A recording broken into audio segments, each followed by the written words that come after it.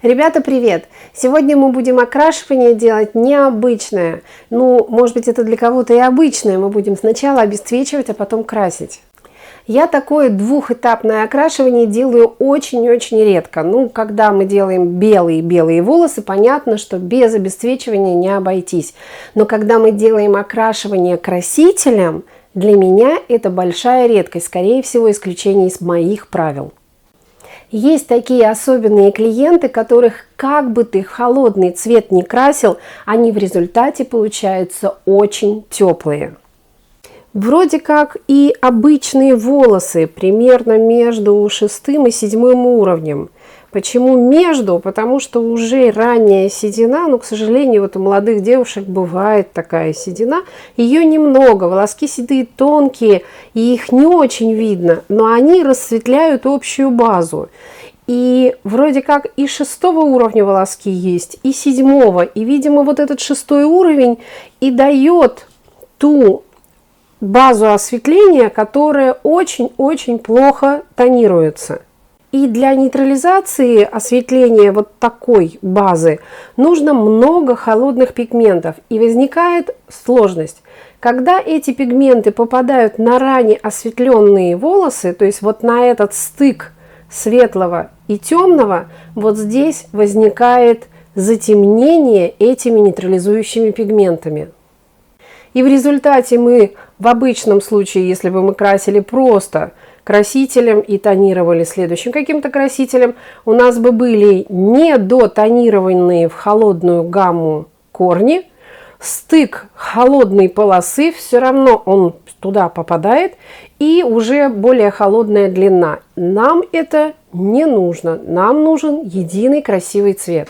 Поэтому, как исключение из моих правил, а мои правила «сделай окрашивание за один раз», мы будем сегодня сначала обесцвечивать корни, а потом закрашивать уже всю длину.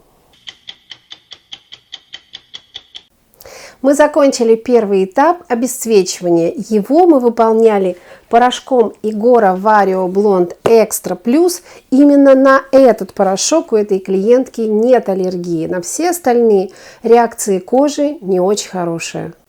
Так как фон осветления всегда на этих волосах теплый, я взяла 6%. Пропорция смешивания классическая 1 к 2.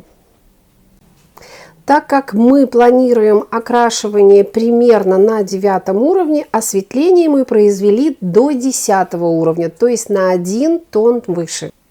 Наш выбранный цвет не слишком светлый, то есть где-то в районе 10 уровня. И он должен быть не желтый, но и не серый, такой прохладный, песочный. По нумерации Schwarzkopf Professional это примерно 9-14. Мы и выбираем как основной краситель Essensity оттенок 9-14.